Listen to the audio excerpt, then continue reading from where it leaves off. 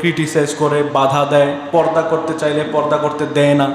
বোরখা পরে মেয়ে নিকাব পরে বের হবে, মেয়েকে বাধ্য করে যে না আমরা অনুষ্ঠানে যাব, এই আদি যুগের এই মডেল নিয়ে যাওয়া যাবে না, খোলামেলা হয়ে সাজসজ্জা করে যেতে হবে। এগুলো পরিবার থেকে বাধ্য করে।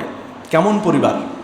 আল্লাহ বলছে কু আনফুসাকুম ওয়া আহলিকুম নারা, তুমি নিজে জাহান্নামের আগুন থেকে বাঁচো আর পরিবারকে বাঁচাও। তো কেমন বাবা, কেমন মা, সে বলে তুমি ল্যাংটা হও? এটাই তো বলতেছে এখন। ল্যাংটা হওয়া এটা সভ্যতা, এটা আধুনিকতা? তাহলে আমার একটা প্রশ্ন, আদি যুগে, আদিমকালে, প্রাচীনকালে মানুষ কি পরতো? মানে সূচনা লগ্নে কী ছিল? ল্যাংটা। এরপরে গাছের ছাল বাকল দিয়ে কোনো রকমে বিশেষ অঙ্গ প্রত্যঙ্গগুলো ডাকতে পারতো।